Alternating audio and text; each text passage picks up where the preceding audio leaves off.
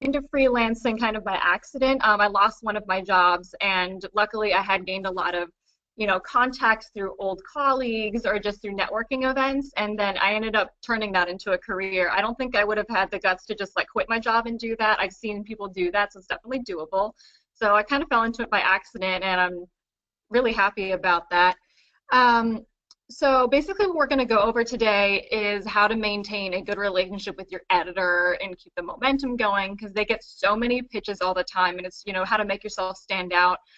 For those of you that deal with a lot of PR professionals, it's kind of the same thing. You're getting all these press releases all the time, and what makes a press release stand out? It's the same way to make yourself stand out. So I guess getting your foot in the door, the number one thing I have to say is you need to make yourself visible, whether that's in-person networking or just being visible online. So what I always tell people is that you need to have an online portfolio. And if you don't have one, at least have a LinkedIn account, because when people are Googling you, they want not just your work to come up, but you want to have a resume and somewhere where you can have all of your accomplishments, all of your different positions that you've held, what skills that you have. I have a LinkedIn. I'm not one of those crazy LinkedIn people that's constantly networking on there, but I just like it because then my name comes up and I have a nice place where everything is listed. I do have an online portfolio. It's very simple. I did one through WordPress. I forked over the like $25 a year so that it's christianalily.com and not wordpress.christianalily.com. There I put all of my articles that I've had published, and then I link out, of course, to the original person, so that way I have everything in one place. When you do meet with somebody in person, obviously you can show them your printed portfolio, but it's just good to have everything there online. I also use Twitter mainly for work, so I try to keep it very middle of the road, and I don't really post my opinions. I'm not really big on having my Facebook be public. Snapchat, Instagram, I use that for work as well, just to sort of tease any stories that I'm working on. So that online visibility, I would say, is really important. And also by having an online portfolio, you're able to, instead of sending a million links to somebody, you can just say, hey, check out my online portfolio, send them the website, and it impresses them and also shows your online abilities. So that can be just when somebody's searching for you or after you've met with them in person. For in-person meetings, I think those are the most valuable because, again, editors get so many emails from people. I want to write for you, or I want to shoot for you, I want to create video for you. And if you don't really stand out, especially if they've never met you before, they haven't put a face to your name, it really is a detriment. So how you can do that, I know down here in South Florida, I'm not sure where everybody else is located, but at SPJ, we have a lot of mixers, and there you're going to have writers, photographers, designers, people that moved over to PR, editors, and so you can either get introduced by somebody that can vouch for you, or you can just meet an editor in person, and you don't really have to talk shop like, I have this idea for you, but just introduce yourself, say that you're interested in the magazine, their online publication, their channel, and that you're interested in writing for them, and then you can follow up that way. I've found there's some editors where, because I see them in person a lot, they're very friendly, and then I have other people who have never met them before, and they're like, they never respond to my emails, they're very quiet, and because I know them and I've met them in person, it really makes a big impact. So when you do have ideas, this might be against what everybody else says. I don't actually like to cold pitch people, because a lot of times I feel like unless you're really sitting in on their budget meetings, you don't know what they're looking for. So a way that actually creates less work for you and is more helpful to the editor is asking them, what are you working on? What holes are you looking to fill? What kind of stories are you looking for? I have some ideas, but I want to make sure I'm sending you the right ideas. So rather than cold pitching them, they'll tell you maybe, oh, we just started work on our fashion issue, or we just started work on this series that we're doing on profiles of interesting people, or we're working on our summer issue, or if you're in magazines especially, we're working on Christmas and it's June. That way you have a better idea of what they're looking for, and then you can really narrow down and taper and specialize the pitches that you have for them, and I find that to be the most useful. And also, if you've already met them in person and then you're asking them what kind of work are you looking for, sometimes they have a lineup of stories or assignments that they have that they're looking for somebody to fill, and they'll just give it to you. A lot of the editors that I work with, I don't actually pitch to. They have a really good idea, and they have their book planned out way ahead in advance, and they know exactly what they want. They just need to find somebody to do the work. I'll come up with pitches every now and then if I see something interesting and I know is really up their alley and is something that would work for them. And then sometimes they take it, sometimes they don't, or it just doesn't really work for them.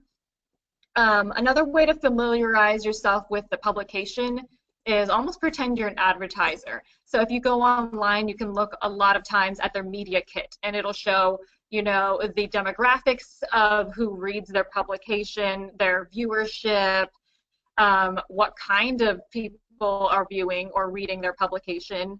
A lot of times, especially with magazines and newspapers, if they have special issues, they do the same special issues every year. So for example, September is always the fashion issue, June is always a Father's Day issue, April is always like spring home design or something, so then you know exactly what kind of stories they're looking for.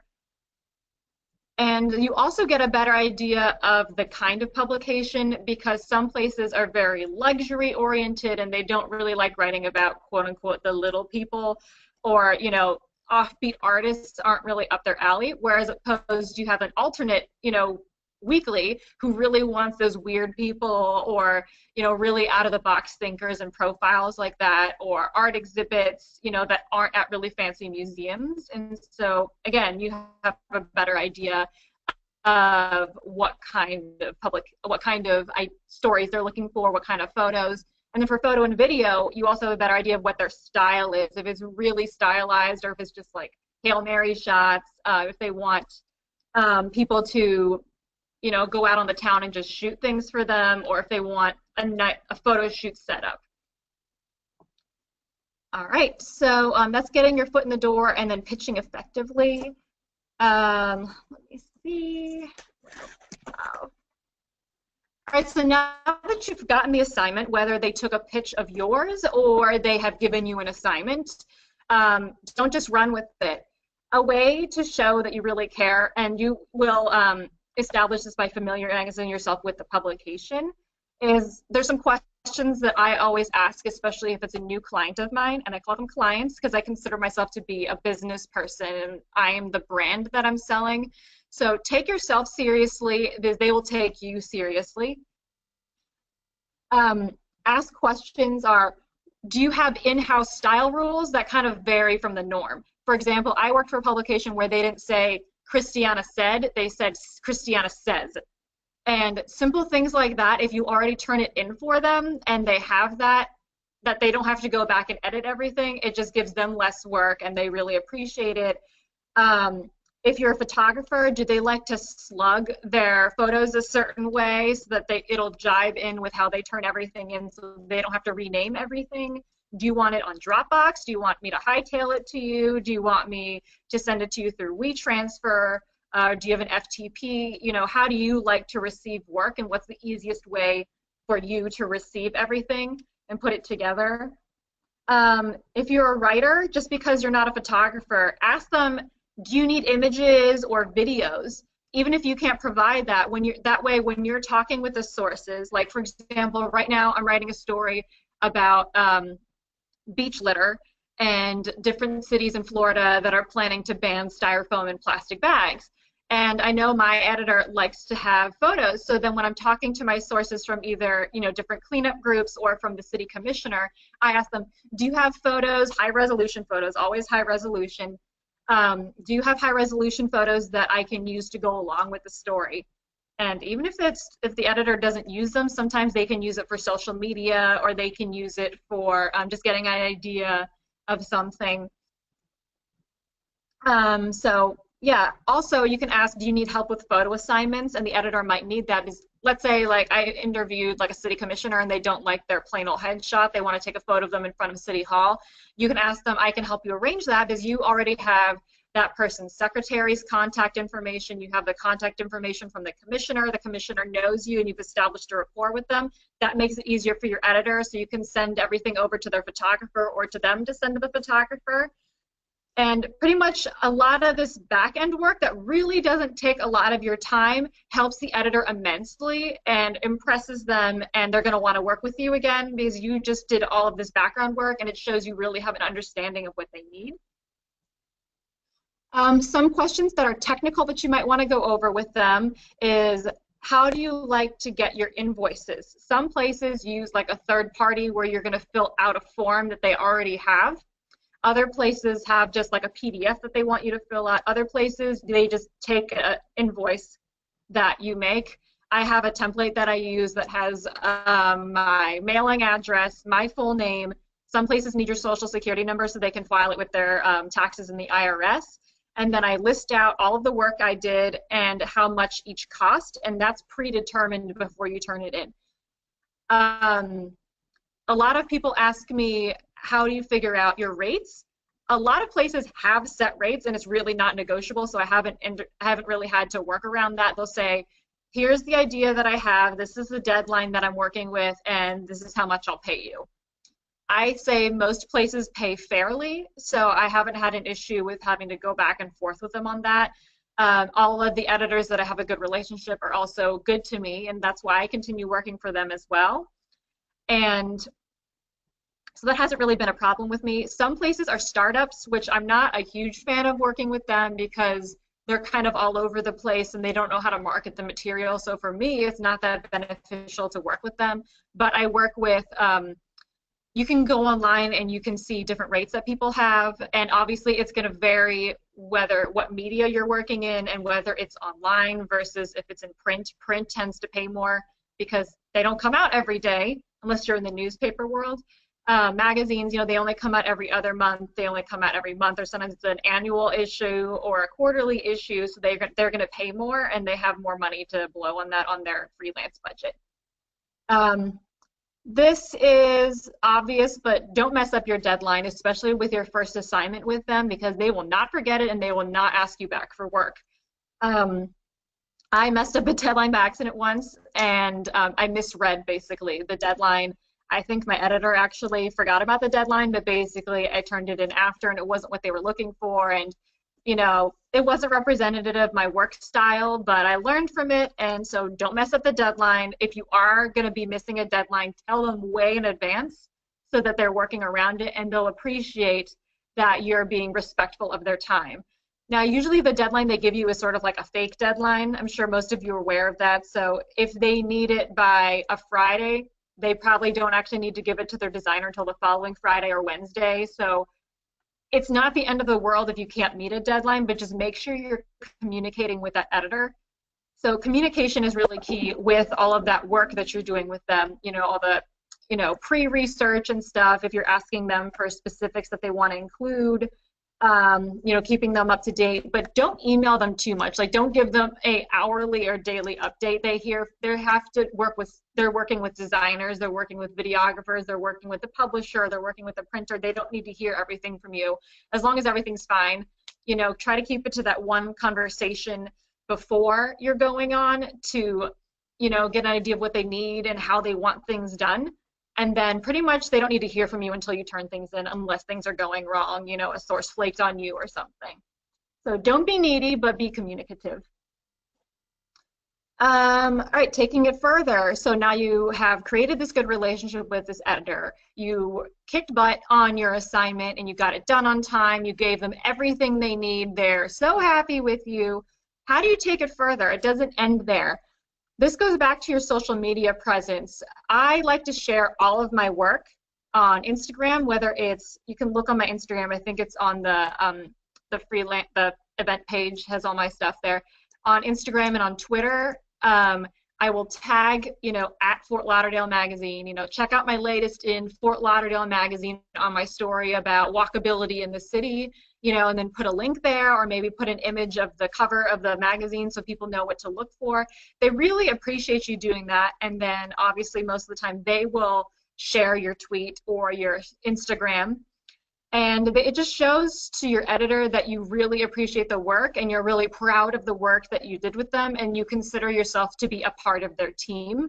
Because even if you're not a full-time staffer, you are still representing the brand and you're still a part of their team. They consider you to be on staff essentially with that. And the more you consider yourself to be a part of their business and you take your work with them seriously, the more likely they are to ask you back. So when you have that story and everything's out or you've turned in, keep it going. How can I help you? Sort of starting over from what we were talking about before. How can I help you next? You know, is there anything I can help you with? What are you looking for the next issue? What kind of stories are you looking for? You know, make it clear. I really enjoyed working with you. I think that, you know, the product came out fantastic. I'd love to keep working with you. I have some ideas if you'd like to hear them. If your editor is available to meet for coffee or something to go over anything, that's always great. A lot of them aren't available. It's okay if they're not. They're busy people. But basically just like keep the momentum going, keep in touch with them, you know, and then also being familiar with their product is going to help with this because you know what's next. You know that they have the holiday issue next, or they have the, you know, the 30 under 30 issue coming up next, and you might know some really cool 20-year-olds making a difference in your community, or power couples, things like that that people seem to love. Also on Instagram, even you don't have to wait until the product comes out. You can tease it. So I was writing about, you know, I interviewed somebody really cool, and so then I had a photo that somebody took of me interviewing that person, sort of like a behind-the-scenes shot because people like those. And, you know, posted it and said, did a really great interview with, you know, person X, you know, for this magazine. I'm looking, you know, I can't wait for you guys to read it. You know, don't give away too much because you don't want them to have to just not read everything. Let's see. Also going back to your social media, make sure you like their page, because when you're pitching to them and they see that you're already liked them instead of, you know, sending a resume to them and then they get a notification that they just started following, you know, that you just started following their page on Facebook or Instagram and Twitter. It's kind of like, how familiar are you with my product? Even if you're not that familiar, but just showing that you follow them on social media and that you're aware of what they're doing and you like, you know, certain things, or you're sharing their stuff, just shows that you're really in tune with what they're working on and their product and that you want to be a part of it. Let's see. Some other things that I wanted to go over, I have like my notes here with me. I'm sorry if I'm going all over the place. Now is places that didn't really fit anywhere. You don't always have to just pitch big projects. Something I do with my editor, especially with the magazine publications, is because they only come out every other month, something that helps them with, you know, I'll get pitches for, like, today is the RNC show in Fort Lauderdale, so I pitched to one of my editors at the Miami Herald, hey, I'm going to go, do you want me to take photos that you can use on Instagram? So now it's not something that they can put on the magazine because it's going to be, you know, 3 months old by then, and it's maybe something that they only wanted to do a preview of, but because you're going to that and it makes really good fodder for Twitter and Instagram, that's something they can help with. And if it's an event you're already going to and you're already going to be taking pictures anyway, I don't charge for that. It's something that I like to do that's fun. Then they actually start sending me to events and they'll bump me some money on my next story or something like that. You know, if there's a new store opening, or if a mall, like the Brickell City Center in Miami just opened and I went to the grand opening for that and I took some photos for them and some video or boomerang, you know, that also shows you're savvy with social media. And make sure you only are going to pitch this if you're actually good with photos. I've seen some photos that people take, they're not clear, they're fuzzy, they don't really have any, you know, thing going for that. So this is a really great opportunity for videographers and photographers where, you know, if you can translate it over to your iPhone or your Android and take really cool shots, or take some videos, or take some, again, boomerang, everybody seems to like that. And that gives them something to boost on their social media. When you go to those events, especially really big ones, like if it's a press event, like a press trip, like I went to Bogota and I went to the Bahamas, recently, and so I send thank you cards to the PR people that coordinated everything for me and took care of me while I was on my trip writing about, going to Colombia and going to the Bahamas. It really makes a big impact on them, and a lot of times they will go back to your editor and be like, Christiana was such a pleasure to work with. Because again, you're representing their brand. If your editor hears about that you were a sloppy drunk or you were really demanding and you expected them to comp all these things for you that weren't advertised originally, it's a bad impression, and the editor is going to be like, well, I don't want to send this person into the field representing my brand and representing my publication, my channel, and getting all this bad feedback from them. So even though you're not on staff, you're still representing their brand. So thank you cards are really big, and everybody always appreciates them. Or even a thank you email goes a really long way. I find that people get really excited when they get mail. So around the holidays, I like to send holiday cards to all of my editors. Something really simple. I just have a card and I say, a story that I really enjoyed working with them on that year. It was really great to work with you. I learned a lot about X, Y, and Z by working with you. I look forward to doing more with you next year. It just keeps them in your mind, keeps you in their mind, and just really shows that you care and that you appreciate the work and that you really value the work that you're doing with them. Okay, so that was all I really had. Sorry if I was all over the place again. If anybody has any other questions beyond the questions that Shannon and I are going to go over together, you can always go on, tweet at me, email me, follow me on my social media, go on my website, and you can check that out too. It's christianalily.com. It's nothing fancy, but it's just enough that people can see my photo work and my print work, and just, it's not obviously, something that you want to model it after necessarily, but just a good place to start. And also, if you're not really familiar with digital or online work, having that online portfolio is a really good opportunity for you to play around with embed codes and getting yourself familiar with that. So it's just also a good learning tool for you too. Excellent. Thank you, Christiana. So we've got a few questions for you. First one would be, you mentioned in-person meetings. Do they have to be directly article related, or can they be just getting to know you? I think just getting to know you, because think about if somebody's trying to meet you and they're like, hi, my name is Christiana, hi, my name is Shannon, and they immediately go into all business. It's just like, oh my God, we're at a networking mixer, this is crazy. Even just saying, hi, my name is Christiana, I've been freelancing, I love your publication, I have some really cool ideas that I'd love to talk with you more, and then hand over your business card, which that's another thing, get business cards. Even students that I talk to, I remember when I was in college and students that had business cards, I'm like, that person is really accomplished, they're going places, even if you've never been published before. I think just, again, if you take yourself seriously and you present yourself as a business owner, I'm a professional, people are going to see you that way. So you don't necessarily, sometimes you'll talk to the editor at that mixer or at that job fair and they'll want to start talking business to sort of get a feel for it, but I don't go in with the intent about talking all business, just getting to know, just putting a face to a name for them and then following up with that email. It was really nice to meet you on Saturday at the SPJ mixer, at the NAHJ mixer, at that training seminar. I have some ideas I'd like to go over with you. Excellent. So don't feel pressure that you need to have like a whole pitch set up, with a slideshow presentation or anything. Bring your own your computer, put it out in front of them. Exactly. Is there a polite way to ask for rates? I don't think there is a bad way to ask for rates. It's a business transaction that you're making, and they should expect that you're asking for them.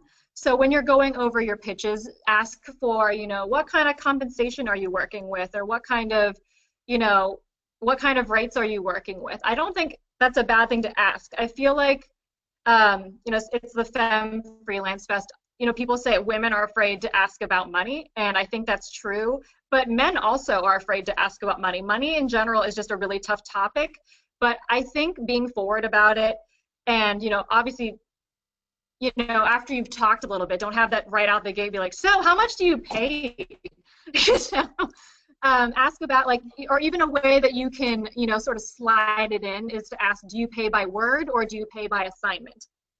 You know, so then that way they can go and we pay $500 a story, or we pay 50 cents a word, or we pay X amount of dollars per photo assignment. Or, you know, they might add in we pay for mileage and things like that. So that's a nice way to also kind of slide it in and have them come back with that. And we have our next question is, what do you believe are the best ways for freelancers to stay on the mind of clients? I think we went over some of that, you know, emailing them obviously, but really tailor it. Like, I like to think about when I receive pitches from PR people, what are the things that stand out and which ones don't?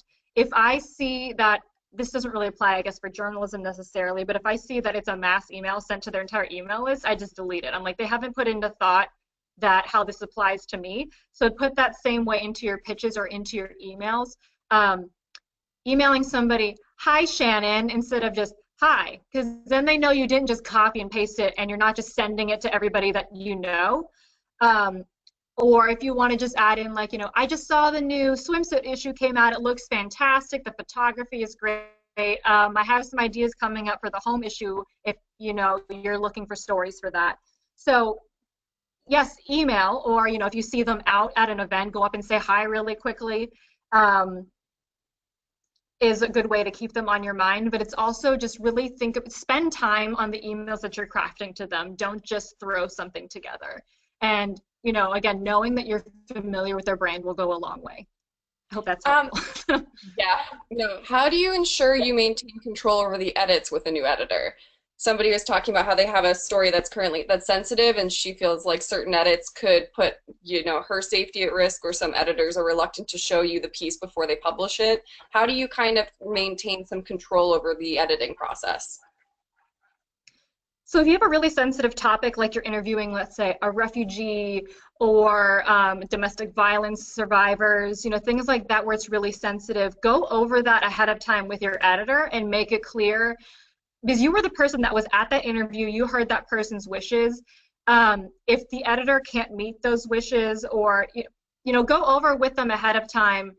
Number one, maybe this person wants to remain anonymous for these reasons, and if the editor is not comfortable with printing anonymous sources, then you just know ahead of time before you even go into that interview, this isn't going to work out, I need to find somebody that will talk on the record.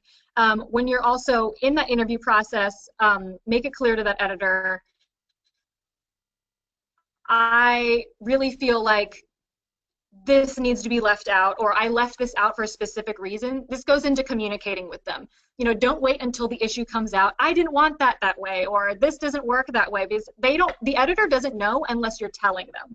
So really keep them in the loop, tell them why, give them really educated responses of why it's a good idea and why journalistically it's ethical to do it this way. And I know a lot of my editors, they send me proofs because they want to make sure that everything is correct, because sometimes I'm not a designer, so I'm a little bit biased. I know, like, as a writer, I'm looking at all the words and the designer is looking at the colors and the kerning and spacing and things like that. So sometimes there's some miscommunication, or, you know, with the photographer, because they're not super concerned about spelling, so maybe in a caption it's not spelled correctly. So ask, instead of saying, can I see a proof, because I want to make sure you didn't mess up, you can ask them in a nice way, would it be helpful if I went over a proof, you know, to make sure everything went over correctly to save you some time? Yeah. You know, basically it's like, I'm doing you a favor. So being communicative and then offering to do that extra help, I think will help with making sure that you're happy with the end product. I have had stories where the end product was just awful and I was questioning my writing ability and if I was in the wrong job. And I basically, when they asked me for another assignment, I politely turned it down. Yeah. Our next question has to do with pitching, and they're asking, is it appropriate to pitch a story on the weekend? I don't see a reason for pitching it on the weekend if it's something that can wait until Monday, unless you're working with like breaking news or something like that. Obviously, we're journalists, we're working all the time, but I know I wouldn't want to hear from my editor on the weekend if it wasn't an emergency, because I know especially millennials and Gen X people, you feel the need that you have to respond right away, or they're going to think you're lazy or you're not, working hard. So I don't think it's necessary to do it on a weekend. And I know with something I wanted to send out to an editor so that I didn't forget, I set it up on my Gmail where it would send it for me Monday morning at 9 a.m. So then I didn't have to, crafted my email, I had everything together, and it got into their inbox, when they walked in that morning, and I didn't have to worry about forgetting to do it later. No, smart. So unless it's breaking news, I would say they might not look down on you, but I just don't think it's necessary, and it's respectful of their time and their space with their family and friends. Also, our next question is, what do you do in the event that the publication won't pay? When do you pursue it, and when do you drop it? I have had the situation where I didn't get paid, and it's unfortunate, but a lot of times you kind of have to let it go. It can be really complicated because I actually wanted to take them to small claims court, and then I was talking with my lawyer friend, and it ended up being way more complicated. I got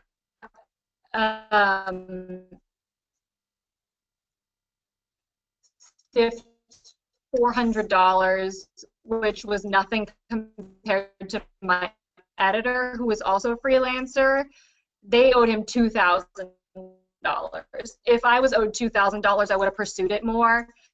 Even talking to my accountant, he was like, it's quote unquote just $400, but if taking them to court to represent you, sometimes it's not your editor's fault. The accounting department is separate, or they might be in another state, or it might be a third-party company, and they might be going through changes or something like that. So that's why.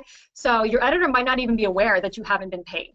So just politely tell them, like, hi, I just wanted to follow up. I didn't receive this payment. I know in our agreement I get paid upon completion, or I get paid, once it came out. I just wanted to follow up and see how things were going. Let the editor go ahead and talk to the accounting department.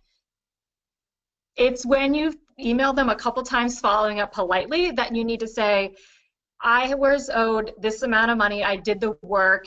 You said I did it well. And if I'm not paid by the end of the month, I'm going to have my lawyer get involved. And then you can also have, even if it's like an environmental lawyer and they don't deal with copyright issues and everything, just having that letterhead, law office of blah, blah, and it says my client, blah, blah, is owed this amount of money, and then they're signed it, you must pay within this certain amount of time, where we'll take legal action. A lot of times that will work. Luckily, I've been with really good people that make sure I get paid, but in the case where I wasn't paid, I had to just chalk it up to experience and eat up that money, unfortunately. Yeah, also to add on that, we had Alicia Calzada, who is a lawyer, talk yesterday on this matter, and it was, I'm telling you, super informative. We're going to have that video up soon if you couldn't catch it yesterday. But real quick, one of the best things you can do for yourself is to create a contract that you send every single one of the people you work with. And in that contract, you have stipulations like how long you will get paid. Obviously, some people have, because a lot of times with the freelance pay cycle, it's like 30 days, right? And then if you have in your contract, if these people have signed, if your client has signed this contract, they are legally obligated to pay you.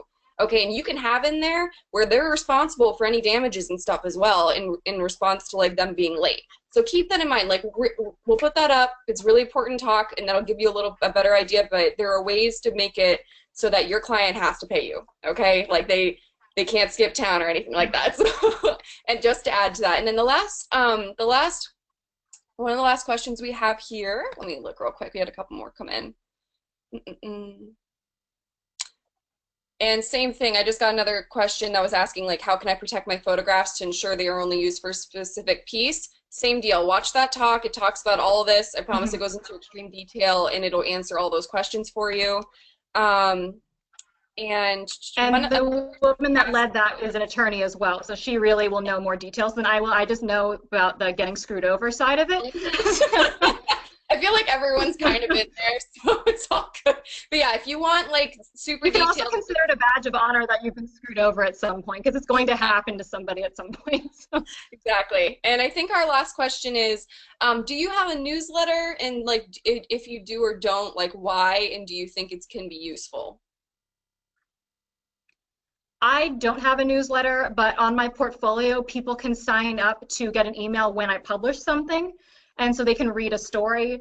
I don't have like a huge following there. I don't consider it like a blog where I'm really trying to get like huge traffic. I just want something out there in the interwebs. I don't do newsletters because I personally don't like newsletters. I feel like I get so many emails that to add newsletters to it for me is annoying, and it's also extra work that I don't really think people really read through it. So for me personally, I don't do a newsletter because I don't like receiving newsletters. But if somebody wants to take on that, I would just make sure you don't send it out too much. Like I do know a girl that does a really good job with it. I think she sends it out once a month or maybe every other month, where she says, here are some stories that I'm working on, here are some cool stories that I did. And she's a travel writer, so she'll be like, I'm headed off to this place to write about this, so stay tuned with that. And so she keeps it short and sweet, has a really nice graphics in there. And you know, you don't want to be receiving like a an ebook basically every time you get a newsletter. So she keeps it short and sweet, lots of bright colors, lots of graphics, links that people can go to if they want to. Just that's it. I wouldn't think that you need to do it like twice a week or every week even. Okay, perfect. I think that's all we have for today. Thank you so much, Christiana, for taking the time to do this. We really appreciate it. This is wonderful. Thanks, guys, for tuning in. Yes, and just remember we have 6 more talks coming up, so just pay attention to the Facebook event or our SPJ page, and we will keep you updated, okay? Thanks, guys. Have a great day. Bye, Christiana. All right, have a great weekend. Bye. Thanks.